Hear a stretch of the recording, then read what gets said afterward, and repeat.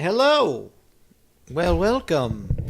This is John Jughead in my kitchen, which you don't rarely ever get to see. You usually see my living room.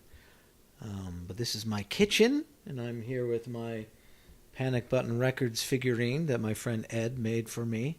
And these are my horns on its head.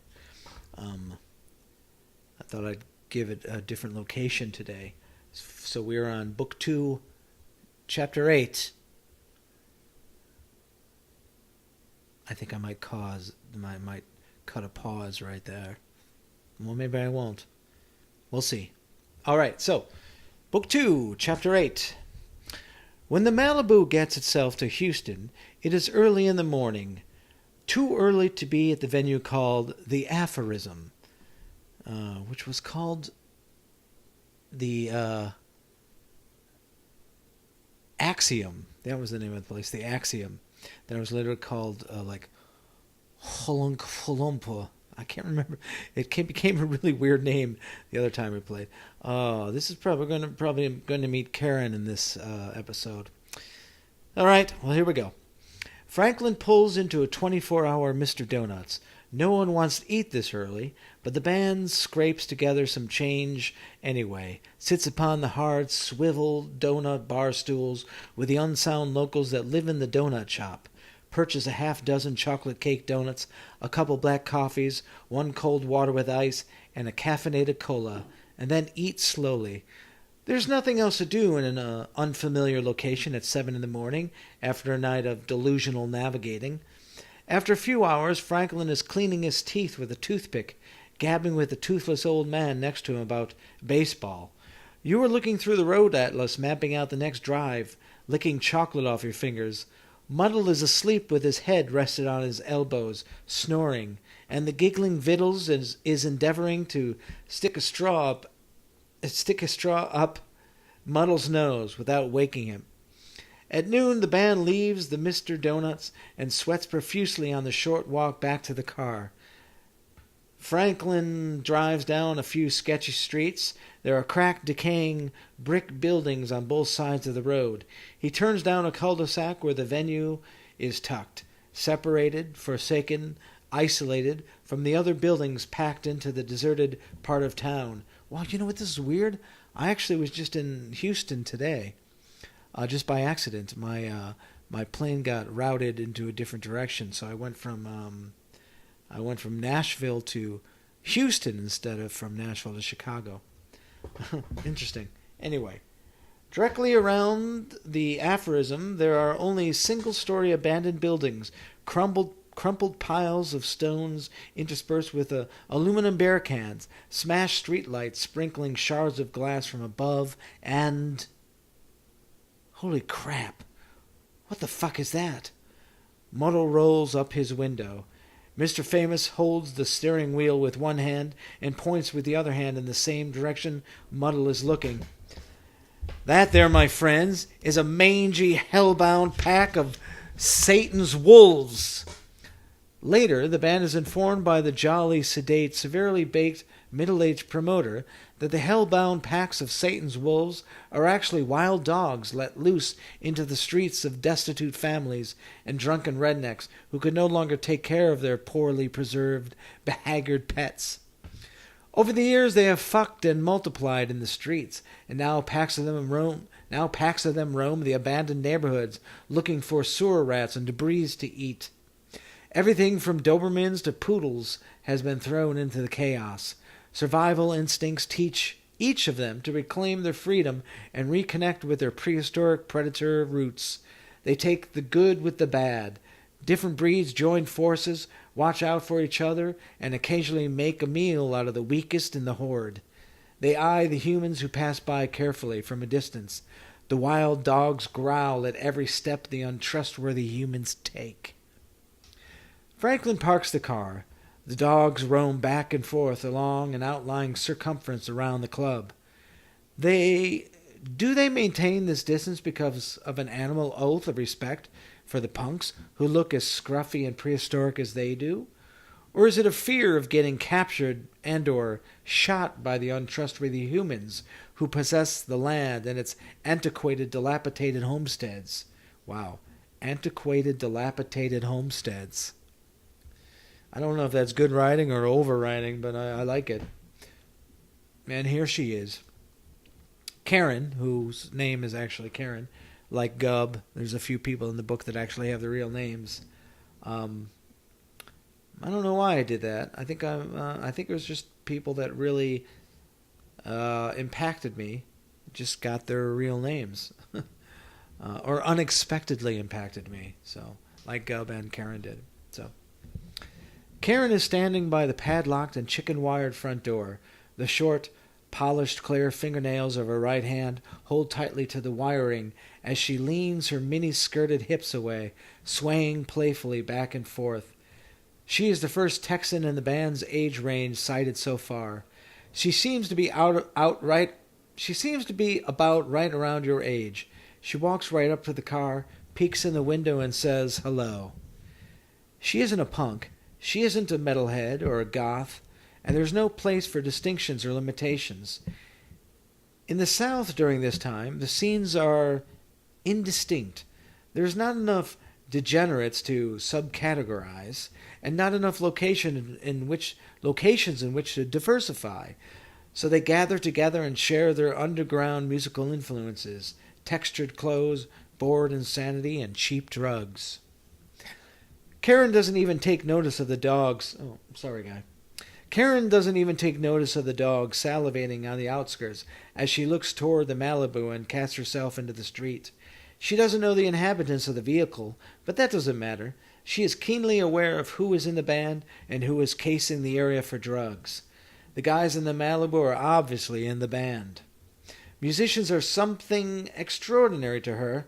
That may sound corny, but it has nothing to do with being starstruck or wanting to touch fame with a fuck or a talisman handed to her from a personal hero. To Karen, there is something special about making acquaintances with musicians. They are sensual and transient. They are sensual and transient beings. She feels they are kindred souls lost in rhythm and melody, drawn to creating music no matter how raw or horrendously out of abstraction.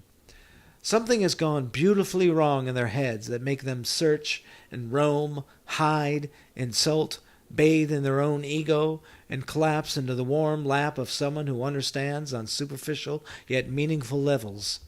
You know what? I think I'm gonna make a mark. I think that's one of my favorite things that I've written so far. I'm gonna read that again. It's probably because this chapter is about Karen, so it probably meant a lot to me at the time. Something has gone beautifully wrong in their heads that make them search and roam, hide, insult, bathe in their own ego, and collapse into the warm lap of someone who understands on superficial yet meaningful levels. You love her instantly, right there and then. It is a sexual yearning, love, the young love, a romantic on tour with a bunch of punks. You are no Romeo and she is no Juliet. But there is something poetic and tragic about the first sight of her walking alone, unhindered, toward the steaming, testosterone-packed Malibu. There is something melancholy, potent, and lyrical about how she bends down to rest her nearly anorexic arms on the passenger's window, and looks you straight in the eyes over the paper-thin walls surrounding your brain, and directly through the path of the mercurial labyrinth in your soul. There is something simple about her smile, plain and polite. It is the South. It is the only part of the country where you seem to be noticed by the women before Muddle, Franklin, or Vittles. Some say the attraction is in your long hair and resemblance to John Bon Jovi. It is possible that Karen is showing subtle signs of attraction. I still get that John Bon Jovi thing. I cut my hair and he also cut his hair. He might have done it before. I don't think I was imitating him and he wasn't imitating me, but we still look very similar, I think. Mr. Famous makes some remarks about the vicious wolves, and Karen is a punk rock damsel in distress, but she doesn't seem to be interested. Occasionally she glances in your direction as Franklin asks her questions about the club and about herself. While she is leaning on the window frame, answering with short statements, the promoter walks to the gated club, takes a quick glance at Karen's ass, shakes his head back and forth, and begins whistling Black Flag's TV Party as he searches his pockets for his key ring. Do the dogs ever attack humans? I've never seen it happen. Do they frighten you at all? She looks at Franklin for a good long time. There's more to be frightened by in this city than little doggies. The door's open. The promoter lets everyone in through the sharp wiring. He nods his head at Karen while trying to unhinge the chicken wire from the frame of the door. Hello, boys. You must be the Chicago band. Hello, Karen. Hello, Karen. Early as usual, I see. Someone is going to get cut by that wire someday. Probably someone who deserves it. There's a dimly lit table across the dark room. You take a book out of your backpack, sit down at the table, and start reading. Karen walks over to you. You glance out of the corner of your eye and watch her legs move her forward. She is ever so slightly pigeon-toed. A lot of this stuff I had to recreate or make up in order to try to reenact a moment that, may have happened or may have happened emotionally or rationally. But this specific moment was burned into my memory. And so sometimes it's just the simplest things. I remember sitting there reading a book and her coming up to me.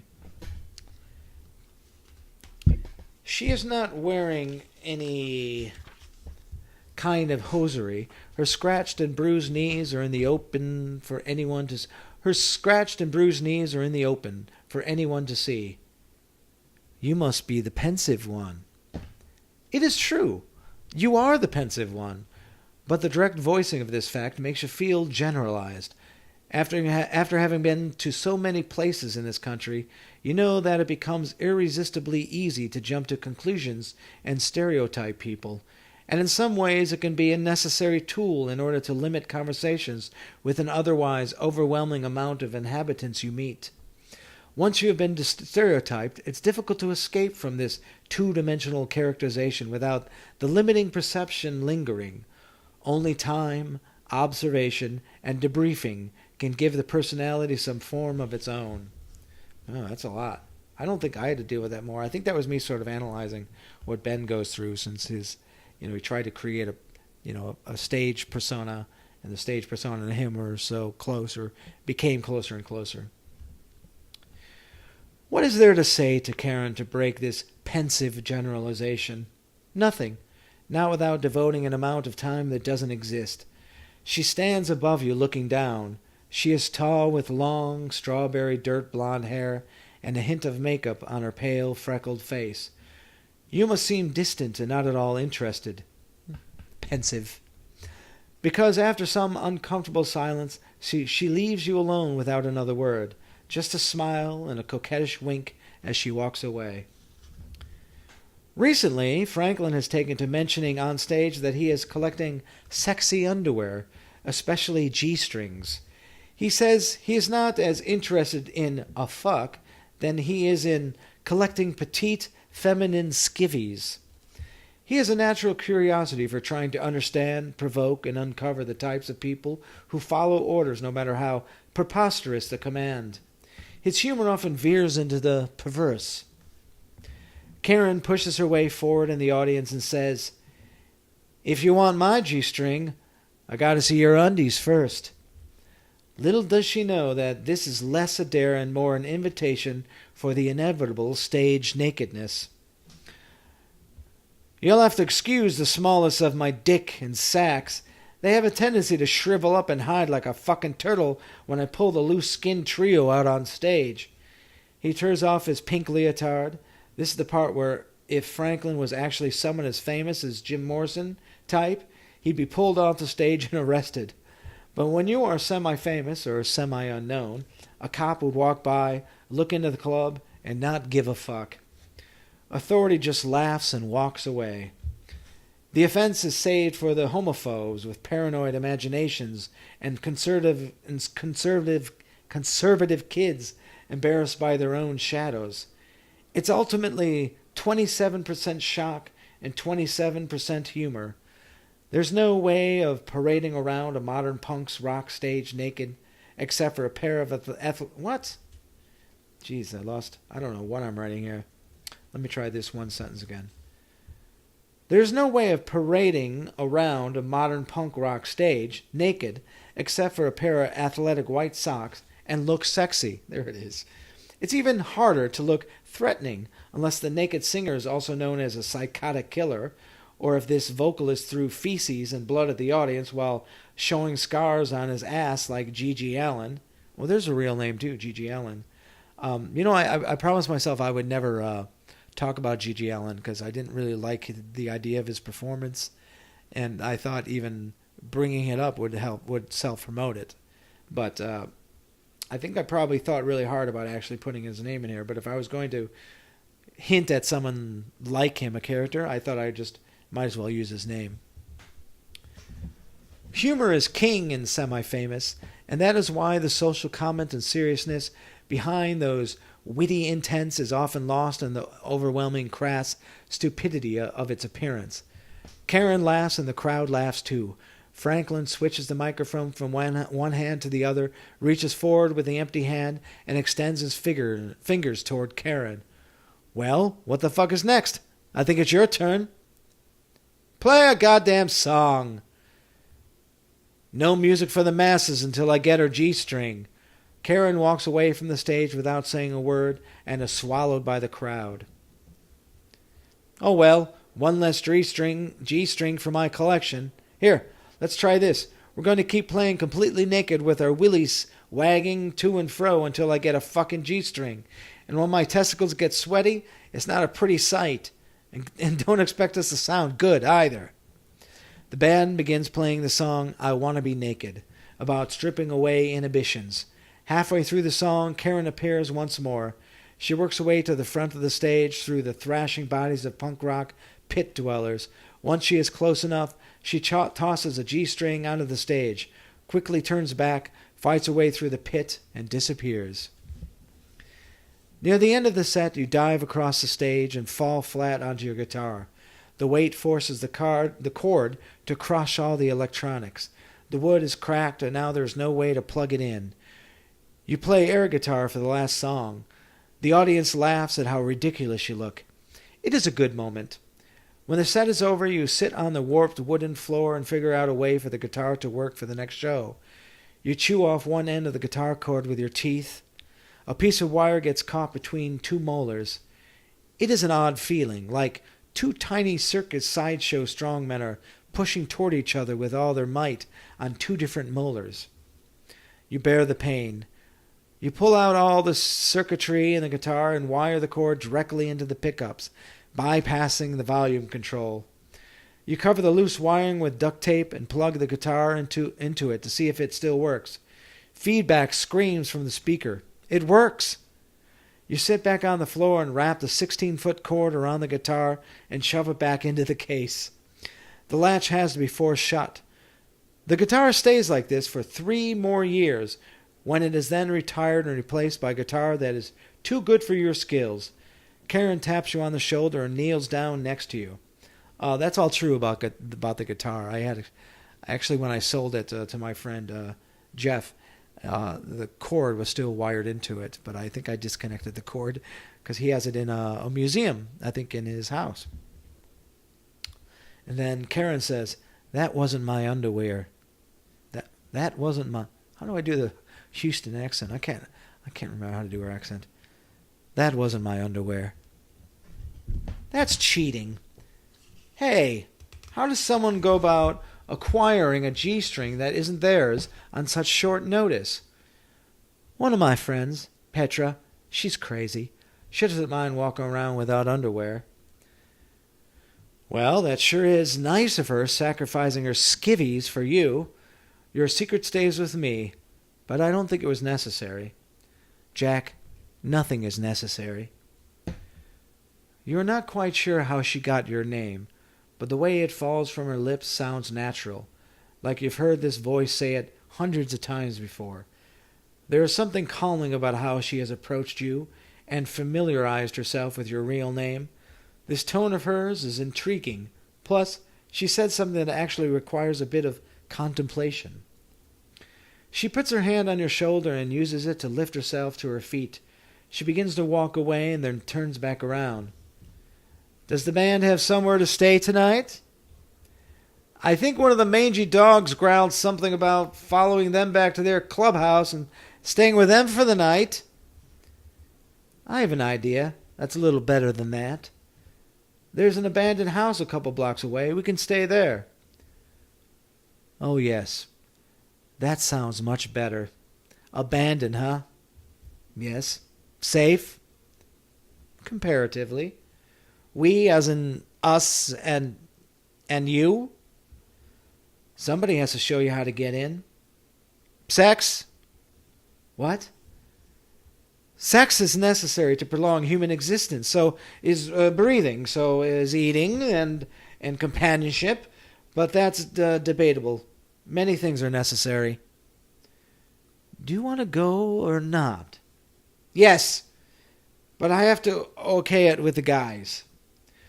No one is too crazy about the idea, yet no other more practical choice has surfaced.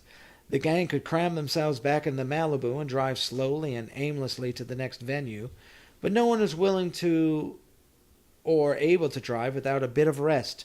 There is also an unspoken communal awareness of your excitement about Karen. The sacrificing of comfort and better judgment in favor of a bandmate's sexual prospects is allowed infrequently, but it does happen.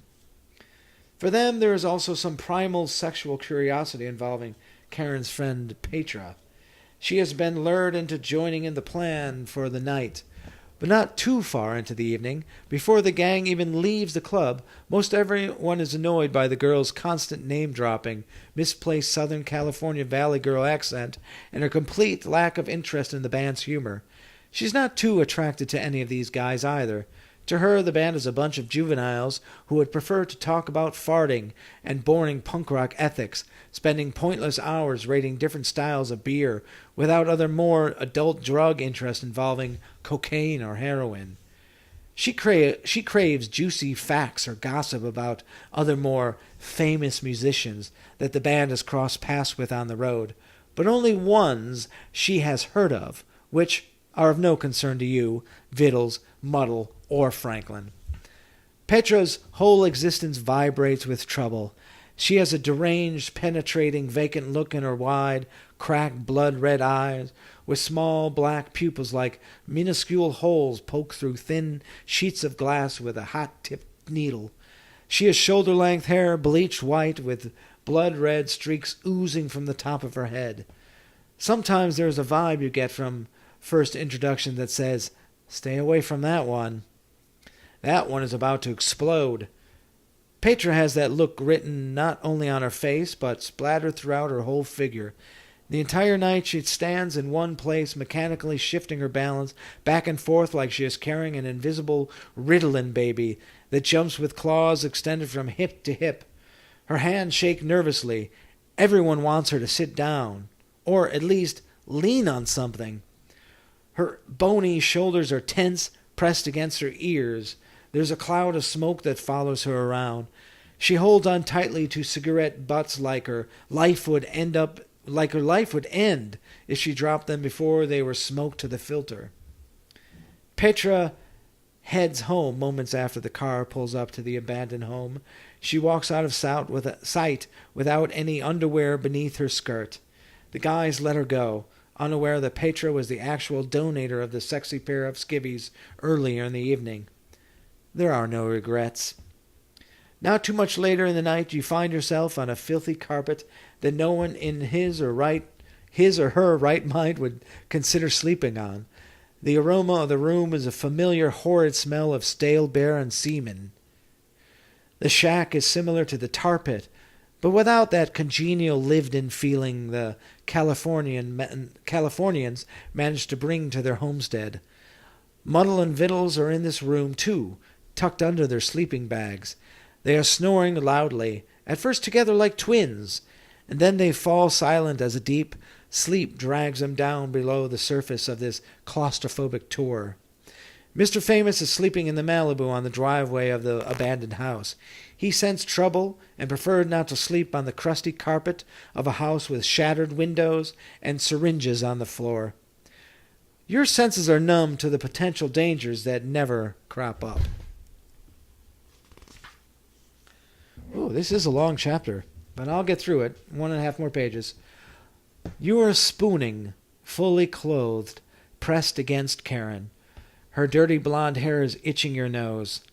The soft skin on the nape of her neck is as white as porcelain spotted with kiln-heated freckles. Your arm is around her thin, ballerina, bird-like figure. Your hand is rested on her slender hip.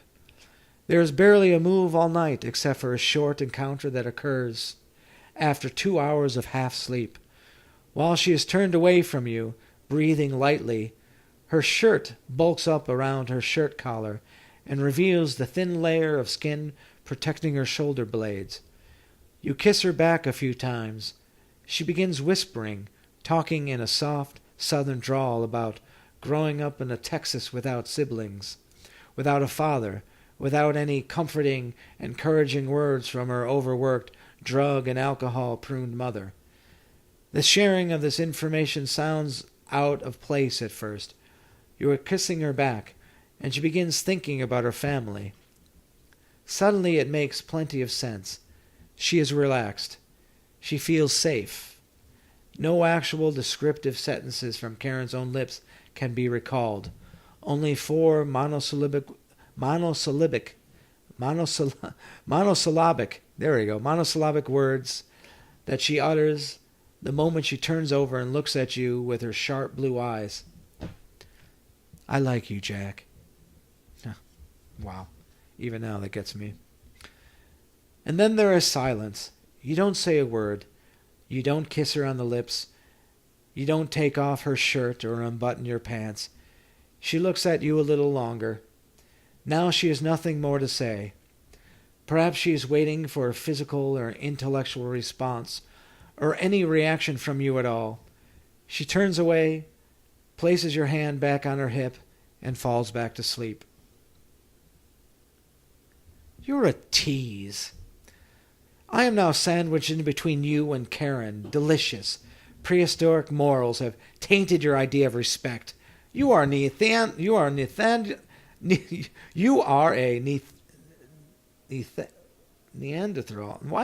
That's a weird sentence to try to say. You are a Neanderthal, intellectual and a tease.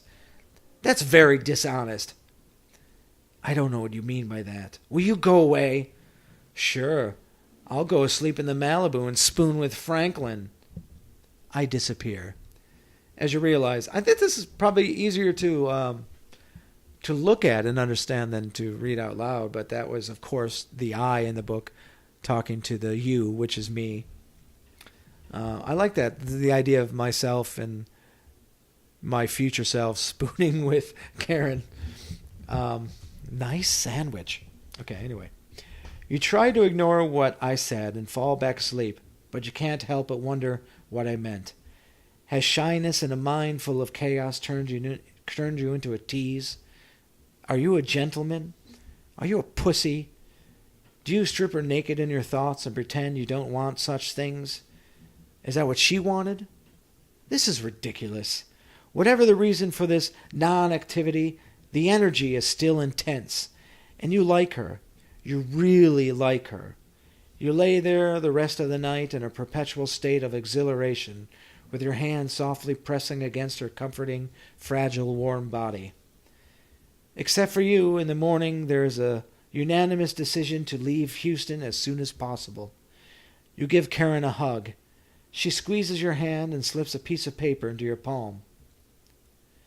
When life gets difficult, Jack, give me a call. Franklin walks by. You're not getting your undies back. They're mine. I won't miss them. She winks and gives your hand one last squeeze. Mr. Famous drives another 4 hours to the next venue, only to discover that the show has been canceled. No one bothered to inform the band ahead of time. On the earlier tours, like this one, There were no contacts or written agreements. Often promoters never actually worked for the venue itself. If things went awry, they just wouldn't show up. There is no one to whom to complain to with any beneficial outcome. There's no one who is responsible to dish out some monetary compensation for the inconvenience. The bands just accept their losses, move on to the next location, and make a mental note never to trust those incompetent boobs ever again. Each experience is recorded in Franklin's brain. He makes notes for a future tour. He makes notes for a future touring agreement when the band is in a better position to make demands. See that? See, I go back and forth in the future. Oh, it's so nonlinear, this book. So, last paragraph. Let's see what I have here for Chapter 8, Book 2. This lost day is spent sitting in a Denny's restaurant right off the expressway. Franklin and Vittles take turns calling their girlfriends on the payphone, oscillating between breaking up and promising to come home soon. You and Muddle sit outside in the parking lot. Muddle likes to read punk rock magazines. He is reading this particular one for the third time. Now he is drawing little mustaches on the pictures. You are reading The Plague by Albert Camus. In the city of plague, no one is allowed out and no one is allowed in. You stop reading for a moment, take a long look at that front fender of the Malibu, and say to yourself, I should take that car and drive back to Houston. But you don't. That's it. A lot of people say, a lot actually of my female friends say that's one of their favorite chapters. So that chapter is dedicated to Karen Raymond. Thank you very much, everybody. Here I am in my kitchen with my Panic Button Records figurine. And so long.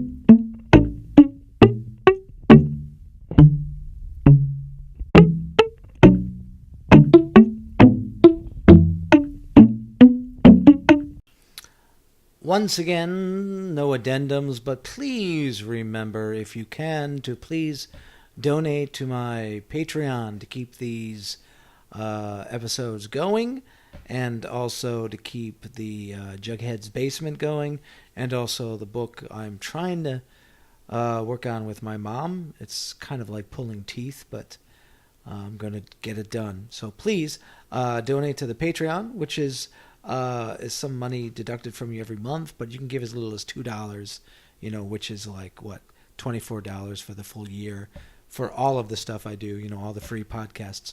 Or you can give a one-time donation just to jugheadsbasement@gmail.com at PayPal, which will be, the information will be down below in the show description.